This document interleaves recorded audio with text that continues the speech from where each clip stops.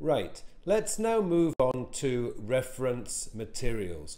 What should you do with your reference material? Now, what I mean by reference materials are your notes, the notes that you quickly take, whether you're on the subway, on a train, on a bus, or even just walking down a street, or even more extensive notes like notes that you would take in a meeting, or notes that you might take when having a discussion with your spouse or girlfriend or boyfriend about your next vacation plans. And I'm also talking about files that you are working on. So this could be things like Microsoft Word documents, Apple's Keynote files, PowerPoint files, things that you are actually working on a day-to-day basis. What can you do with them so that they are accessible to you essentially 24 hours a day?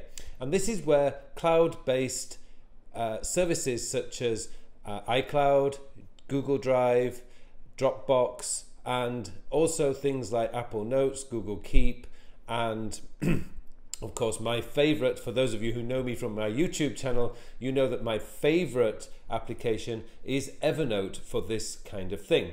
Now the two are actually quite separate and you don't want to confuse the two either. So my advice and my strong recommendation is that you have one and only one of each. So you're going to have one note-taking application, that could be Apple Notes, Google Keep, Evernote, or any note-taking application that you want. There's so many to choose from out there. And you are also going to need a cloud-based storage system such as Dropbox, Evernote, Google Drive, Microsoft OneDrive. Now, I'm not going to recommend one or the other. I mean,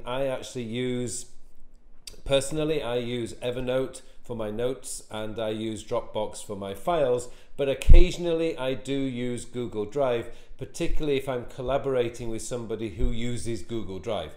And those kind of things you should be aware of, that you might not be able to use your preferred cloud storage system because the other person or the other company that you're working with has a rule, don't they always? They have a rule that you must use the company's Google Drive account or Microsoft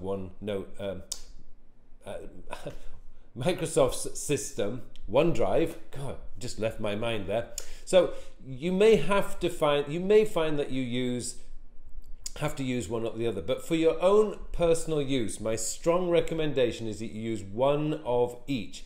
The reason for this is if you have notes all over the place, reference materials all over the place, you are going to have great difficulty 6 months in the future trying to remember where you put the file or where you put the note. So for your own personal use, you need to choose one.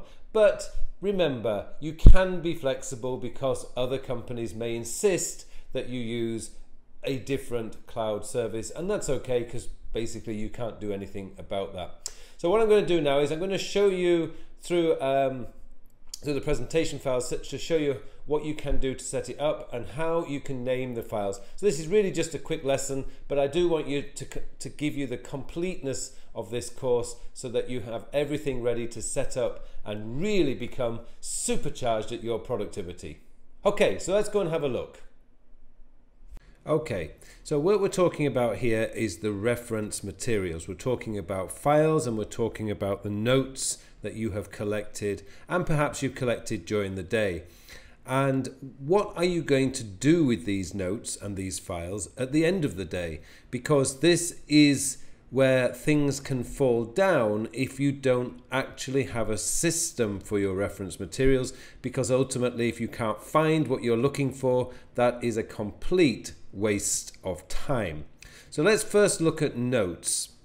Now there's a number of applications out there that you can use, and I would recommend that you use the one that you're most familiar with, or if you really are starting out on building your own productivity system, maybe have a week or so just playing around with each one and find which one works best for you, because everybody is different. Personally, as I mentioned in the introduction to this lesson, I actually prefer Evernote because I've been using it for I think almost 10 years, certainly 9 years. and I just know the application. But occasionally from time to time I do take Apple Notes, particularly if I'm trying to capture a note using Siri on my iPhone. And likewise, you may also, if you have an Android phone, find that Google Keep works best for you in this area. Microsoft OneNote is a fantastic note-taking application that also can be very, very useful, particularly if you're very familiar with the Microsoft ecosystem. But the key here is your notes need to be accessible on all your devices, and this is crucial for your note-taking application, you need to have quick access to it. Because if it takes you more than, say, 5 seconds to find your note-taking application, you are not going to use it in the right way. This is something that as soon as you have an idea, you need to be able to access whatever note-taking application you're using so that you can quickly capture your idea. Likewise, if you want to quickly capture a name, an address, a telephone number, this needs to be done within 5 seconds. So whatever device you're using, whether it's a laptop, your mobile phone, a tablet, or a desktop, you need to know how to quickly access your notes. That is really, really key to this working. Now, the second part to this is your cloud-based storage. Now, this is for your files like Microsoft Word documents, PowerPoint files, Keynote files, PDF files, whatever it is, you need a cloud-based storage system to save those documents. You can use Dropbox, iCloud, OneDrive, or Google Drive. And like with your note-taking application, you just need to choose the one that you are most familiar with and the one that actually has easiest access for you for whatever device you're using. So once again, if you're in the Microsoft ecosystem, OneDrive would probably be the best application here for you. If you're in the Apple ecosystem, iCloud works extremely well now. Dropbox is incredibly robust, and you can throw you can throw anything into Dropbox. And Google Drive, once again, Google Drive is an excellent cloud-based service. They're all very, very good. So really, it's up to you which one you prefer using. And as I mentioned again in the introduction here, you should only choose one. If you have multiple cloud services, it just causes confusion and really slows down your system. So be very careful what you're choosing. Choose one and stick with it. Okay. Now there's a few other things that I want to do. Now when it comes to file naming, you have to think about what the goal is here. Now the goal is to be able to quickly access the file you need at the right time without a lot of confusion or without trying to remember what it is that you named the file. So today if you create a file, you probably think, oh, I won't forget this, I'll just call it presentation for meeting on Friday. Whatever. But the problem is in 6 months' time, you're going to come across a file that says presentation for meeting on Friday and wonder what the hell it is. So you need to be a lot more stricter with your file naming system. Now, the best practice that I came across, and this really, really works for me, and I'm sure it actually will work for you, is you start with the year because of the way that computers list files. So you can start with the year, dash, then the month, dash, then the project name, and then the file name. So the example I have here is 2017-03-Celgene Lecture 01, because I have 3 lectures to do with this company this year, dash workbook. So it tells me what it is, the workbook, who it's for, Celgene, and the date that I made this file. This is what I've discovered over probably 10 years to be the best file naming system there is, because you will be able to find whatever file you're looking for. And I strongly recommend that you are really, really strict with this file naming system. Once you deviate from it just the once, that means there is a file in your system that is broken, essentially, because it's going to be very difficult to find that file in the future.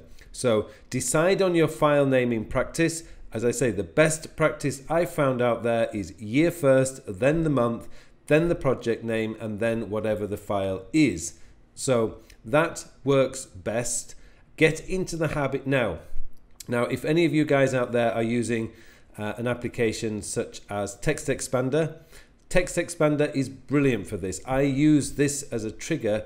It always gives me the year and the month first, and then it leaves a blank so I can fill in the rest of the details. It always works for me because it means that my file naming is consistent throughout my system. One more thing. When you're choosing a service, you really need to think about how to access things quickly. Now, one of the things that you need to be able to make sure, whatever service you're using, is that the service you use allows you to copy links to notes and files and folders, actually. This means that you can add a link into your task manager so that when you sit down to do work and you've got a task that says continue work on report, in the notes section of your task manager, all you need to be able to do then is click and it will take you directly to the file that you're working on. It is a fantastic time-saving system. And what I mean by this is make sure that whatever cloud-based service you use, and I know for sure Dropbox does it, Google Drive does it, I'm 99% sure that Microsoft's OneNote, keep saying OneNote, OneDrive does it. Make sure that whatever cloud service system you are using, you can create or generate a link that you can copy and paste into your task manager. That is such a time-saving tip. It means that when you open up your task manager in the morning or in the afternoon, you see work on PowerPoint file for next week's project, for example, you just have to click and it will take you to the PowerPoint file directly on whatever device you're using. A really, really strong tip. Okay, I hope you found this lesson useful, and let's move on to the end.